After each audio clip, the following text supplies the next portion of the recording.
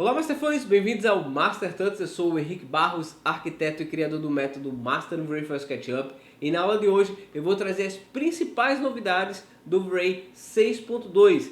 Essa atualização do V-Ray que está super legal e trouxe várias novidades, principalmente na ferramenta Scatter, para que você possa distribuir objetos. Aqui na página você vai encontrar a descrição do que foi atualizado e também as novidades da ferramenta. Eu vou deixar um card aqui em cima no vídeo para que você possa assistir uma aula completa sobre a instalação do V-Ray, que já vai ser essa versão aqui atualizada quando você for baixar e vai funcionar numa boa aí para você poder acompanhar a aula, legal? Então vamos lá, olha, vou abrir o meu SketchUp. Eu deixei aqui uma cena para que a gente pudesse trabalhar, uma cena bastante simples. Eu tenho um terreno e alguns objetos e a gente já vai começar com as novidades do V-Ray Scatter. Vou selecionar o plano, em seguida clicar para adicionar o Scatter ao meu objeto. Em seguida vamos até o Asset Editor porque eu já quero mostrar para vocês a lista de opções que a gente tem aqui disponível, que ficou maior do que a versão anterior, a própria versão aqui do V-Ray 6. Olha, a gente tem várias novidades aqui, várias opções para que a gente possa trabalhar aqui de forma muito completa. Vou mostrar aqui as principais e a gente vai desenvolvendo ao longo das nossas aulas essas opções. Primeiro eu vou adicionar os elementos que a gente tem aqui, que são essas vegetações. Essas vegetações estão disponíveis no ArcDesign, se você quiser também fazer o download. A gente tem blocos gratuitos lá para baixar. Eu vou adicionar esses objetos. Em seguida vamos até a nossa cena 3 e renderizar para a gente ver em tempo real aqui o que é que está acontecendo. Bom, adicionando primeiro aqui o Scatter, a gente já consegue ver aqui a vegetação totalmente distribuída. Aqui no SketchUp a gente não tem visualização de nenhum objeto no momento. E nessa nova versão ele fala o seguinte, que a gente, ao selecionar o Sketch Viewer, ele vai pedir para a gente habilitar a opção de sobreposições aqui na bandeja padrão. Quando eu clicar em OK, em sobreposições, você vai encontrar aqui algumas configurações. No meu, ele está aparecendo a opção Labour Player. Só que quando eu habilito essa opção, não aparece nenhum preview aqui no SketchUp. Se tiver acontecendo a mesma coisa com você aí, coloca aqui nos comentários, ou se você conseguiu aí visualizar realmente essa opção ou ela não funcionou, tá certo? Pelo menos no meu aqui não funcionou. Bom, eu vou voltar aqui nas configurações, vou voltar à minha cena e ao preview. E algumas opções já existiam na versão anterior do Scatter, que são essas opções para você poder posicionar os objetos de acordo com a caixa imaginária que você tem no SketchUp. Então, Guest Origin, quando você seleciona, você pode escolher, por exemplo, a partir da origem do objeto. Como a gente já fez esse modelo aqui no ArcDesign pensando no posicionamento dele, selecionando essa opção você já tem ele na base mesmo do objeto, que é melhor local do que ficar os objetos entrando ou saindo aqui de dentro, né, da superfície. Então a gente fez dessa maneira, então já vai ficar tudo certinho aqui, tá? O Preview Mode é exatamente você visualizar na tela aqui do SketchUp quais seriam os objetos, né, que você tem e também a porcentagem de visualização. Aqui eu fazendo qualquer alteração não muda absolutamente nada no SketchUp, não aparece o meu preview. Mas aqui, olha, nos parâmetros é que tem uma grande novidade. Agora você pode selecionar em Scatter Mode as opções em 1D, que é simplesmente uma linha que você tiver, ou seja, a gente consegue distribuir objetos sobre linhas. Você também seleciona o modo padrão 2D, que é a superfície, e também ainda a opção em 3D, ou seja, eu posso selecionar objetos, volumes, né, para poder adicionar o Scatter. Vamos adicionar um novo para que a gente possa ver essa nova opção em 1D, né? Ou seja, uma única linha. Vou selecionar essa linha daqui e vou adicionar um novo Scatter. Perfeito. E agora a gente vai lá nas opções, selecionar esse novo Scatter, selecionar nossos objetos e adicionar eles aqui também. E olha só o que é que vai acontecer. Vou voltar lá na visualização e como você pode perceber, não aconteceu nada, porque eu preciso selecionar aqui no modo a opção 1D. E você vai perceber que quando a gente seleciona essa opção, logo aqui abaixo as opções também mudam. Então vou clicar nela e olha só, ele agora apareceu os objetos, porém ele ainda não está distribuído da forma certa. Aqui abaixo na opção Spline Scattering, a gente vai selecionar esse espaçamento e vamos diminuir o valor. Quanto menor o valor, mais objetos começam a aparecer, porque a gente tem uma distância menor, tá certo? E nessa opção Max Count, você vai definir a quantidade máxima de objetos para que você possa distribuir em determinados locais. Eu vou colocar o valor 100, ele tem um valor de 1000, né, um valor padrão, mas eu vou colocar 100. Aqui é a distribuição dele também, que pode variar de acordo com os elementos que você tem. A gente também pode habilitar a opção de evitar colisões de objetos, nesse caso não vai fazer muita diferença para a gente, mas aqui eu posso reduzir o espaçamento ainda mais, e olha só que legal, meus objetos eles vão aparecendo aqui na tela, distribuídos de forma muito legal, para que a gente possa criar diversos tipos de distribuição de objetos, não apenas de vegetação, mas a gente pode adicionar vários elementos seguindo um caminho. Isso é bem legal, não tinha na outra versão e é uma opção bem interessante para que a gente possa distribuir objetos. A gente também tem uma opção de offset, que vai depender também da distância dos elementos. Olha lá, ele vai distribuindo aqui. A gente pode fazer variações de objetos, adicionando novos elementos, elementos diferentes, compondo isso aqui da melhor maneira para que a gente possa criar a nossa visualização. Voltando lá no Scatter, que temos aqui no nosso piso, vamos ver as opções que tem nessa nova versão, que são opções novas também para a gente poder distribuir objetos. O modo padrão aqui de randomização a gente já conhece, que é o modo que a gente já tem aqui na visualização, é o modo mais comum de você distribuir essa vegetação, mas ele também adicionou agora um modo UV Grid, que você pode distribuir elementos de uma forma mais ordenada. Eu vou selecionar a opção de evitar colisões e a gente vai conseguir visualizar melhor esse resultado. Eu vou também aumentar um pouco mais a quantidade de objetos que eu tenho aqui na minha cena. Agora dá para perceber que a gente tem uma organização desses objetos. Para a vegetação não é uma ideia tão interessante, né? A gente vai distribuir a vegetação mais de forma randômica mesmo, fazer com que a vegetação fique mais variada. Aqui você consegue fazer com que os elementos fiquem distribuídos de uma forma mais precisa, né? Distribuindo realmente entre um grid. E você tem também alguns padrões. O grid, você tem também o Roaming Grid, que já vai mudar aqui a visualização, e ainda tem o Hexagonal Grid. Eu também posso desbloquear essa opção de espaçamento para que eu possa fazer alterações manualmente. Olha, vou colocar, por exemplo, o valor 1 em espaçamento e ele vai distribuir de uma forma diferente também as configurações, da mesma maneira que eu posso alterar o offset, que também altera essa forma de distribuição. Voltando aqui para o modo padrão de randomização, eu continuo com as opções para poder distribuir pela quantidade de objetos dentro do meu projeto também. Lembrando que quando você trabalha com Scatter é importante ter cuidado para não adicionar muitos objetos, porque senão o seu render acaba dando problema e você pode acabar fazendo com que seu computador trave. Então é importante você tomar cuidado com essas opções. Eu vou manter aqui um valor um pouco maior de distribuição, quero ter uma quantidade de gramas maior aqui e a gente vai observando qual o resultado que a gente tem no nosso modelo. E olha lá, já ficou bem legal aí.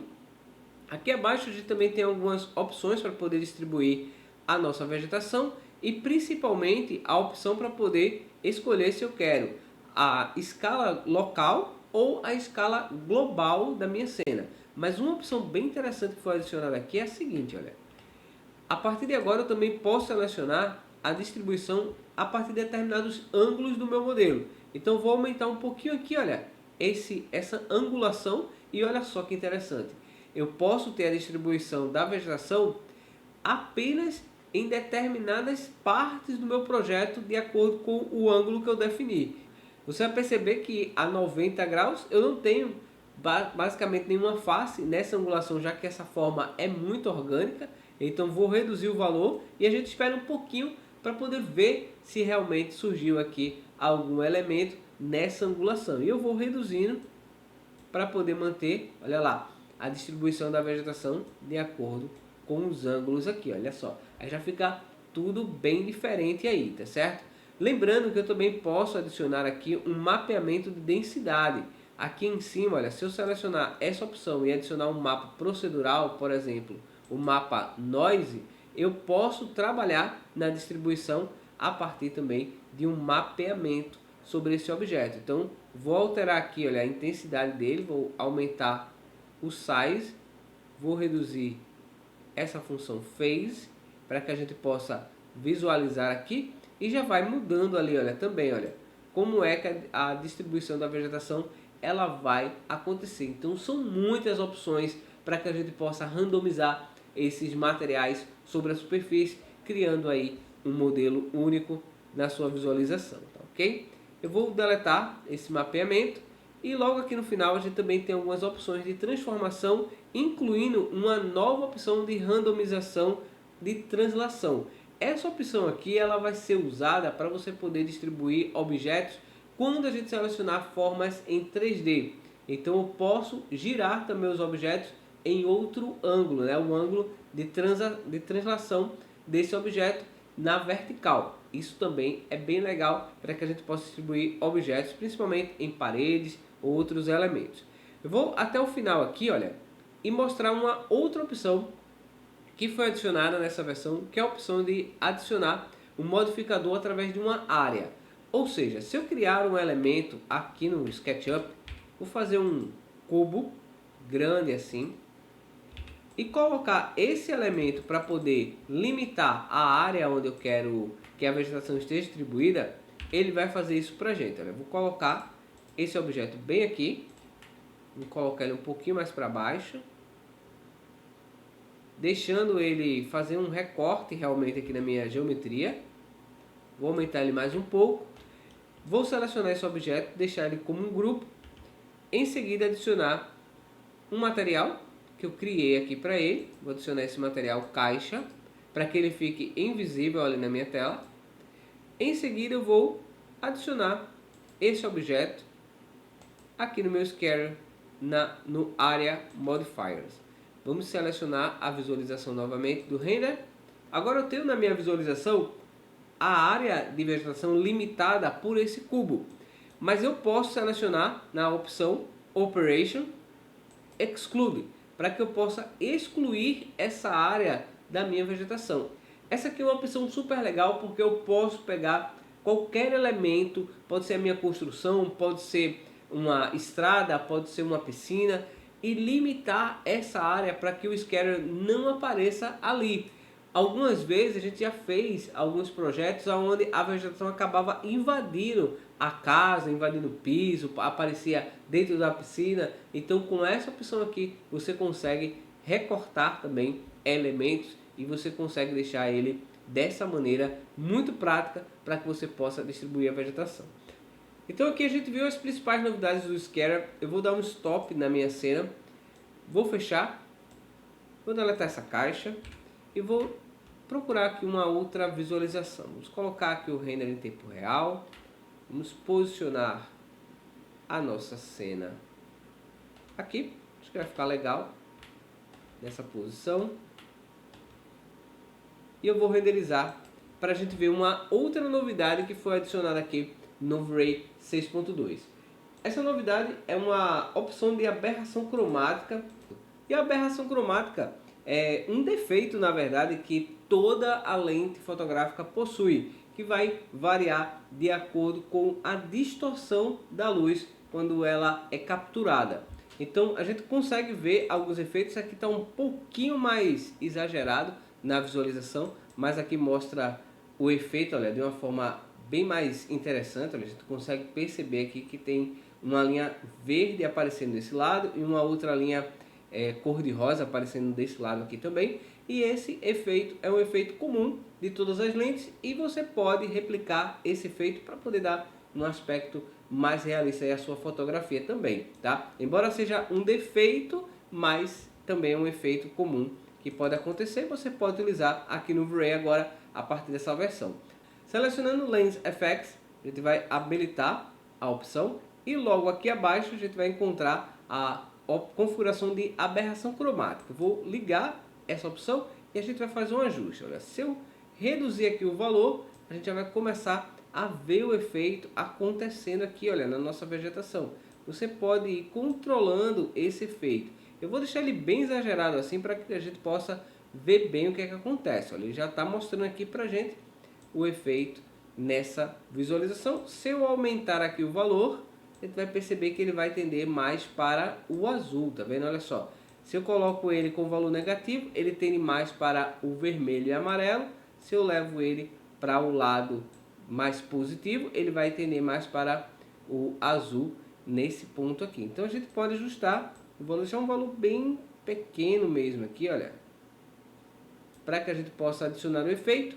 Claro que você pode fazer isso também na pós-produção do seu projeto, caso você queira adicionar mais esse elemento. E a gente também tem uma novidade aqui na Frame Buffer, que agora eu posso adicionar uma pasta para poder criar todos os efeitos de determinada imagem. Então eu posso selecionar, por exemplo, aqui as curvas, posso selecionar a exposição e eu posso adicionar essas propriedades dentro da minha pasta para poder facilitar a visualização dela quando for necessário. Eu posso adicionar pastas diferentes com efeitos diferentes para poder testar a minha imagem. É uma novidade também aqui da Frame Buffer. E ainda aqui na Frame Buffer eu também posso adicionar o background. E agora é possível a gente mudar a cor do background aqui no próprio V-Ray. Eu vou selecionar a opção cor e perceba que ele já adicionou essa propriedade. Claro que esse não é um efeito tão interessante para que a gente possa criar as nossas cenas. Você pode fazer algumas modificações aqui, olha, como por exemplo criar uma cor bem diferente aí do seu céu, mas talvez não seja uma opção tão usual para que a gente possa configurar nos nossos projetos. É uma ideia para que você possa talvez criar uma visualização de algum elemento quando você não tem uma imagem de fundo, algum objeto que você criou, e aí você pode usar um novo background aqui, adicionando essa opção de cor. Vamos para uma outra cena, que eu quero mostrar uma novidade também sobre a IES Lite, que a gente tem agora as opções de carregamento dela já com a intensidade correta do IES. Eu vou habilitar essa funcionalidade aqui numa cena também bastante simples, que eu tenho apenas uma iluminação bem básica. Vou selecionar a IES Lite, clicar aqui na tela, procurar o meu arquivo, que eu deixei aqui na pasta. Eu vou selecionar primeiro esse IES 16 aqui, clicar. Vamos selecionar o objeto, trazer ele um pouquinho para frente, para não ficar dentro da parede, e renderizar em tempo real. E olha só, aqui eu já tenho a visualização do meu arquivo IES. Lembrando que o arquivo IES é um arquivo que já contém as propriedades da luz. E se você também quiser ver uma aula sobre esse assunto, aqui no card tem uma aula para você poder aprender um pouco mais sobre a IES Lite, mesmo sendo outras versões do Blu-ray. Mas eu vou abrir aqui as propriedades. O arquivo IES é um arquivo que contém a intensidade da luz real. Então eu posso trocar aqui, olha, a propriedade, escolhendo um outro arquivo, e você vai perceber que a intensidade dele aparece de forma completamente diferente. Essa aqui é a intensidade para esse arquivo que eu carreguei. Se eu selecionar um outro arquivo, ele já vai ter uma outra intensidade. E selecionando aquele arquivo inicial, a gente percebe que ele já tem aqui uma potência. Claro que você pode alterar essa intensidade da luz. Ele já vem aqui por padrão em lumens, mas é importante que você saiba que quando você altera esse valor, você já não está mais trabalhando com o arquivo real do fabricante. É muito importante que você entenda qual é a finalidade do seu projeto. Se essa iluminação vai aparecer apenas de forma artística, você pode selecionar um arquivo que tem uma intensidade mais baixa, como por exemplo esse aqui, e alterar a intensidade dele sem nenhum problema. Eu posso aumentar aqui a intensidade, mas esse valor que eu estou adicionando já não é mais aquela luminária real, tá ok? Eu estou fazendo aí uma modificação. Agora vamos para uma outra novidade aqui da ferramenta que eu achei muito legal e vai facilitar agora, porque a gente vai conseguir visualizar o mapeamento dos objetos aqui na tela do SketchUp.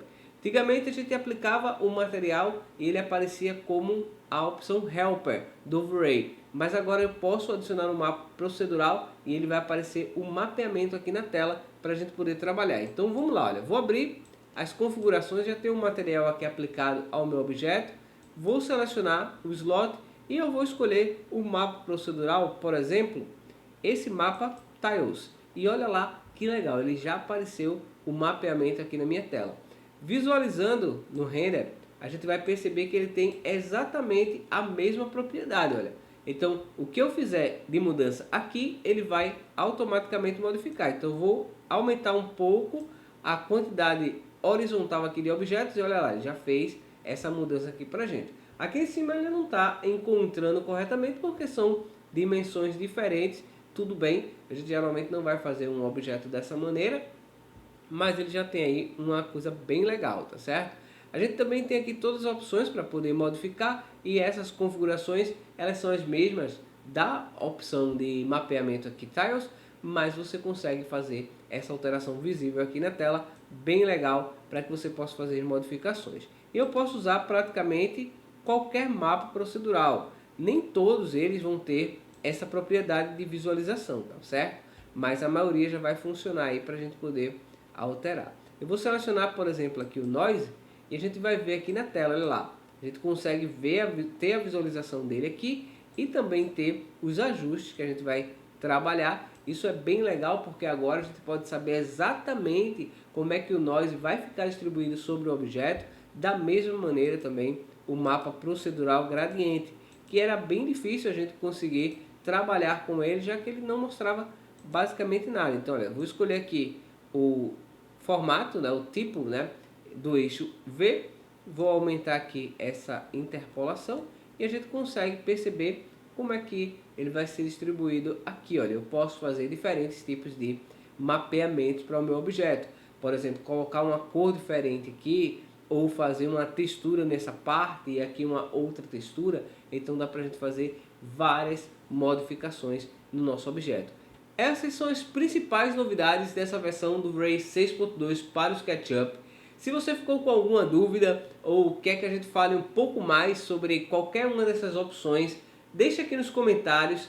E se você gostou dessa aula, já deixa seu like e compartilha para que mais pessoas possam conhecer essas novidades aqui na nova versão do V-Ray. Espero que você tenha gostado. Se inscreva no canal, ative as notificações para não perder nenhum vídeo. Forte abraço e valeu!